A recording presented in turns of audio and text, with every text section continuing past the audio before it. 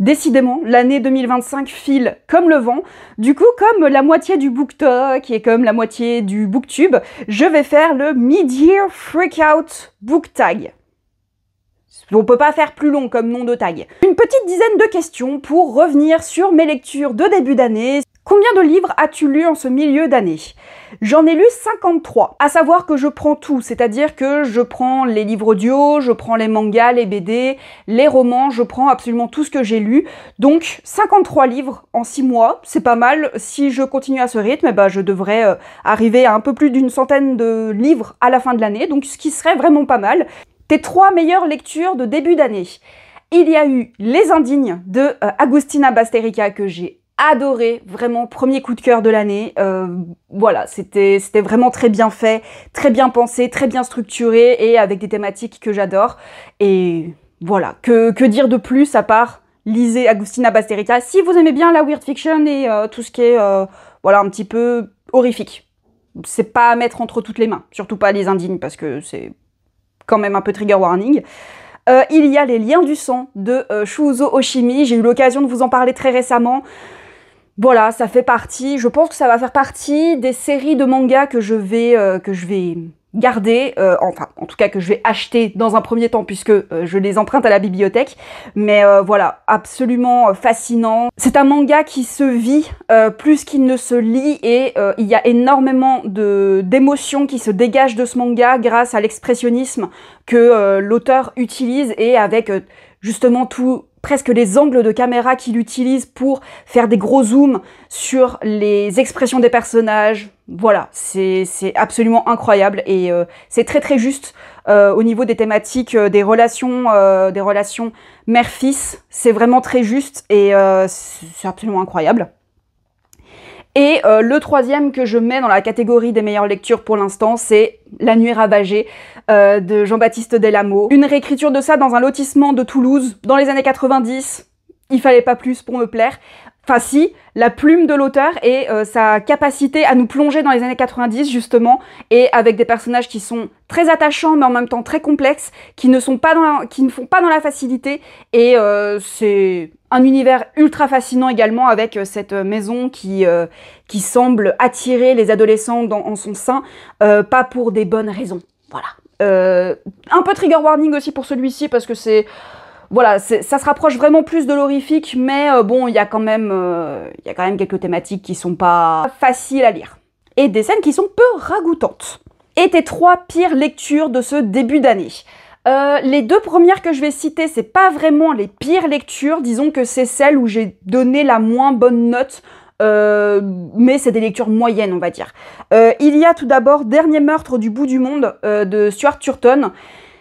Disons qu'on se rapproche plus d'une déception pour celui-ci parce que ayant vraiment beaucoup aimé Les 7 morts d'Evelyn Hardcastle, je m'attendais à replonger dans un univers pas forcément similaire, mais en tout cas dans quelque chose de très dynamique et de très succinct, très Stuart Turton, j'ai envie de dire, mais qui soit quand même assez complexe. Et puis bah finalement, j'ai pas tant accroché que ça. L'univers était très intéressant, mais l'univers n'était pas assez bien exploité à mon sens et surtout on n'avait pas son plein potentiel. Voilà, donc c'est plus une déception que ma pire lecture.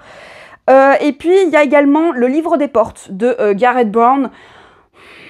Voilà, j'en ai parlé également il n'y a pas très longtemps, c'était sympa, c'était divertissant, mais c'était pas non plus le livre de l'année pour moi. Il y avait quand même quelques facilités scénaristiques, quelques éléments qui m'ont fait tiquer. Ça s'explique du fait que ce soit un premier roman, et je me répète, hein, mais un premier roman aussi complexe, c'est vraiment déjà très très bien, mais j'ai pas été plus subjuguée que ça par ce livre. Le dernier livre que je vais citer par contre, c'est vraiment ma pire lecture pour l'instant de début d'année, et ça va vous étonner, mais c'est une dark romance. Si vous me connaissez, vous savez que c'est pas une surprise. Il s'agit de Unslaved de Clara Nové. Au-delà du fond que je n'aime pas, et ça me paraît évident puisque voilà, c'est une dark romance et je savais dans quoi je me lançais, j'ai trouvé que le livre n'était pas suffisamment abouti, il n'y avait pas suffisamment de recherche sur le milieu de la mafia, et on était quand même sur énormément de clichés. On peut donner la faute à l'autrice de ne pas avoir fait ses recherches, etc. Mais disons, le genre de la dark romance veut aussi que Voilà, on va pas non plus faire une dissertation sur le milieu de la mafia, c'est pas ce qui intéresse les lecteurs et lectrices de Dark Romance. Ce qui les intéresse, c'est comment personnage A et personnage B vont finir ensemble alors qu'ils sont dans des milieux totalement différents et dans des situations particulièrement toxiques. Non, ce que je reproche par contre à ce livre, c'est qu'il n'est pas suffisamment abouti au niveau de l'écriture. Il y a énormément de répétitions, il y a aussi des événements qui arrivent comme ça sans que ce soit préparé et sans qu'on en reparle par la suite, donc un manque de construction. Mais là, j'ai envie de dire, ce n'est pas de la faute de l'autrice, parce que je le mets presque au rang de premier jet, ce livre-là, et je dirais presque que si l'autrice est une jardinière, ça se comprend que, voilà, elle rajoute des éléments, etc. Il y a un travail de réécriture derrière qui doit être fait, bien évidemment, mais la faute pour moi, dans ces répétitions, dans ces fautes d'écriture, c'est la faute de la maison d'édition, voilà, qui n'a pas su voilà, retravailler le texte comme il fallait, et en sachant que j'ai déjà eu une mauvaise expérience, on va dire, avec cette maison d'édition, avec Captive, avec à peu près on retrouve à peu près les mêmes erreurs. C'est-à-dire que c'est un premier jet qui n'a pas été vraiment retravaillé pour être ensuite sorti en papier, où il y avait également des erreurs qui auraient pu facilement être corrigées avant que ça sorte en papier. Donc voilà, là, Unslaved, je ne jette pas la faute sur l'autrice parce qu'elle est bien libre d'écrire ce qu'elle veut. C'est absolument pas mon problème. Le problème pour moi, c'est vraiment la maison d'édition qui sort un livre qui n'est pas suffisamment travaillé, où il y a un manque de travail éditorial derrière, et c'est ça qui me dérange beaucoup plus, parce que il y a des gens qui dépensent leur argent pour acheter un livre qui n'est pas abouti et qui n'est pas qui manque de qualité, quoi. Déjà que je savais que je n'allais pas aimer le fond du livre, disons que la forme a empiré la chose, et c'est pour ça que pour l'instant Unslaved est la pire lecture que j'ai lue cette année. Mais encore une fois, je ne jette pas la faute sur l'autrice puisqu'elle est bien libre d'écrire ce qu'elle veut. Je jette plutôt la faute sur la maison d'édition qui, à mon sens, c'est mon avis de lectrice, ne fait pas son travail éditorial. Voilà. La bonne surprise de ce début d'année, sans hésiter, La mer de la tranquillité de Emily St. John Mandel. Je ne m'attendais pas à accrocher aussi vite, aussi bien et aussi, aussi facilement à un bouquin. C'est pour ça que je le mets dans les bonnes surprises, parce que, voilà, ça faisait longtemps que je n'avais pas eu ce ressenti, cette envie, cet empressement de lire un livre rapidement, et je l'ai littéralement bouffé. Donc, Emily St. John Mandel, il faudra que je me penche un peu plus sur ces livres, parce que vraiment, la bonne surprise de début d'année. Et quelle est la grosse déception? Les Bouchères de Sophie Demange. Que dire? À part que ce livre était écrit pour moi, a été fait pour moi, et que la narration n'a pas suivi, et j'en suis la première déçue, parce que il avait vraiment tout pour me plaire, et surtout des descriptions qui sont absolument hypnotiques, qui sont très corporelles et qui sont très charnelles, mais ça n'a pas rattrapé les erreurs de narration qui, pour moi, ont vraiment été un gros manque pour moi dans cette lecture. Donc, Les Bouchères, la grosse déception. Je suis encore déçue d'être déçue, c'est triste. Le tout dernier livre arrivé dans ta palle, acheté ou SP, il s'agit de Paternoster de Julia Richard. Il faisait partie de l'offre All Star, et quand j'ai vu ça, je n'ai même pas réfléchi, je me suis jetée dessus parce que ça fait un moment que je voulais découvrir les livres de Julia Richard, parce que à chaque fois j'en entends que de très bons avis, et surtout sur Carne. C'est surtout Carne, en vérité, que j'avais très envie de découvrir, mais c'était Paternoster qui était disponible dans l'OP All Star, donc je l'ai téléchargé. Le roman que tu attends le plus pour les 6 mois à venir. Disons que je suis arrivée dans un moment de ma vie où j'essaye de ne pas trop réfléchir au futur, et j'essaye de profiter du moment présent. Et on va dire que mon moment présent, c'est de lire les livres qui me font très envie dans ma palle. J'ai très envie de découvrir l'expérience qu'ils proposent aux lecteurs et lectrices, La Maison des Feuilles. Évidemment que ce livre me fait très envie depuis un moment. Évidemment qu'il m'a encore plus fait envie quand Feldup en a reparlé dans un de ses derniers fandings. Voilà, c'est un livre qui a l'air d'offrir une expérience de lecture. Ça rejoint le côté horrifique, le côté bizarre que j'aime dans les livres. Pour celles et ceux qui ne connaîtraient pas déjà La Maison des Feuilles, on a ce genre de page-là. On a également ce genre de construction-là. Enfin voilà, c'est vraiment, je suis très curieuse de voir l'expérience de lecture qu'il propose et très hâte également de découvrir l'histoire de cette famille qui se retrouve dans une maison qui a l'air plus grande à l'intérieur qu'à l'extérieur. Quel est le livre que tu viens de finir, que tu es en train de lire et le prochain livre que tu liras? Le dernier livre que j'ai terminé, c'est Paternoster, qui a été vraiment une très bonne expérience. C'est aussi un livre que j'ai dévoré assez vite. Bon, en même temps, c'était lors de trajets pour aller à Paris pour voir le concert d'Imagine Dragons. Donc j'ai eu du temps pour lire ce livre, mais vraiment très très bonne expérience, très très chouette. Une ambiance à la Get Out. Voilà, avec une jeune femme, Dana, qui va découvrir sa belle famille qui est blanche, bien blond aux yeux bleus, qui vit dans un manoir au fin fond de la campagne française, qui a je sais pas combien de voitures, qui décore sa maison de manière un peu particulière, et notre petite Dana qui a des origines maghrébines, qui a vécu dans la pauvreté ou en tout cas dans la précarité avec une mère qui l'a élevée toute seule et qui se retrouve au milieu de tout ça. Voilà, c'est pour ça que je dis que c'est une ambiance à la Get Out.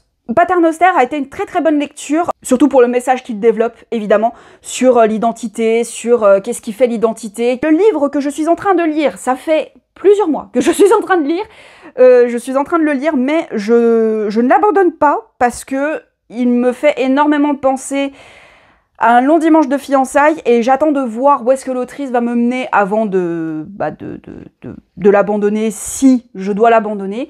Il s'agit de Requiem pour les fantômes de Catherine Arden. Catherine Arden, j'en ai entendu énormément parler avec sa saga de l'ours et du rossignol, si je me souviens bien. Là où j'en suis, on est plus sur du fantastique, où on se place lors de la Première Guerre mondiale et on suit, comment qu'elle s'appelle, Laura Even, qui va retourner vers le front, qui va essayer de se rapprocher du front, puisque son frère est encore dans les tranchées, et elle aimerait bien avoir de ses nouvelles parce que il y a des gens qui sont rentrés.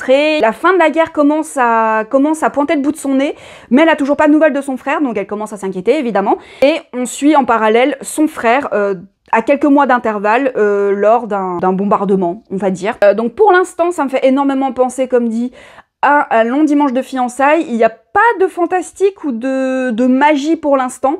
C'est pour ça que je me laisse le temps de le lire. J'aime beaucoup la plume, j'aime beaucoup l'univers que l'autrice dépeint dans son livre. Donc voilà, je ne l'abandonne pas, même si ça fait plusieurs mois que je l'ai commencé, parce que je suis très curieuse de découvrir l'univers de Catherine Arden. Et pour le prochain livre que je vais lire, alors il y en a deux en vérité que je vais commencer, puisque ces derniers temps, j'en profite pour lire plein de livres en même temps, mais j'en finis un toutes les 3 semaines, on va dire. Le premier que je vais essayer de lire assez rapidement, puisque j'ai emprunté à la bibliothèque, ce serait quand même dommage qu'il reste 4 semaines chez moi et que je ne le lise pas. Il s'agit des marins, Les marins ne savent pas nager, de Dominique Scali. C'est un livre qui me faisait très envie depuis sa sortie, et j'ai pas eu l'occasion de le lire, donc quand j'ai vu qu'il était à la médiathèque et qu'il était disponible, je me suis dit, bon banco, on va le prendre. Et il y a également Ex, qui me fait extrêmement envie pour de toute autre raison, hein. C'est vraiment plus pour se rapprocher de Summerwin et se rapprocher, voilà, parce qu'on est sur une sorcière qui hante un village et qui va rendre visite aux habitants apparemment la nuit et qui a les yeux et la bouche cousus. Bon, voilà, c'est une toute autre ambiance, on va dire. Un moment qui aura vraiment marqué ta vie des lecteurs et lectrices cette première moitié d'année. Les Quais du Polar. Cette année, j'ai eu l'occasion d'accompagner les artisans de la fiction à des interviews d'auteurs, d'autrices, d'éditeurs, d'éditrices, enfin de plein de personnes de l'univers du livre, et c'était vraiment passionnant. Découvrir les méthodes de travail de plein d'auteurs et d'autrices différentes, c'était hyper passionnant. Et on a eu l'occasion de rencontrer de grands auteurs et de grandes autrices, donc on était vraiment très fiers. Je vous laisse dans la barre d'infos le lien vers la chaîne YouTube des artisans de la fiction. C'est un organisme de creative writing qui se base à Lyon, et il propose quand même des stages, il propose des cycles d'écriture en distanciel également, mais si vous vous intéressez à tout ce qui est narratologie, à tout ce qui est création, d'écriture et d'artisanat de l'écriture. Allez jeter un coup d'œil à leur travail parce que c'est vraiment très chouette et j'aime beaucoup ce qu'ils font. Et pour finir, as-tu pris des résolutions pour cette fin d'année à venir dans ta vie de lecteur ou lectrice, ou des choses que tu ne veux plus faire? Bref, qu'est-ce que tu espères pour ces 6 prochains mois? Je laisse venir. Je vais pas forcément changer mes habitudes de lectrice parce que je suis très bien comme ça, peut-être plus empruntée à la médiathèque, à la bibliothèque, plutôt que de me jeter sur un livre dès qu'il sort. C'est peut-être ça dont que je vais changer dans ma façon de consommer les livres. Je suis très bien comme ça, donc pas de gros changements dans ma vie de lectrice pour l'instant. J'ai très hâte de voir ce que les 6 prochains mois de lecture vont me réserver. En tout cas, j'ai de quoi faire. On va pas se mentir, j'ai de quoi faire pour tenir les 6 prochains mois. J'espère que cette vidéo vous aura plu, n'hésitez pas à partager, commenter et à reprendre le tag si le cœur vous en dit, et je vous dis à très vite pour une prochaine vidéo.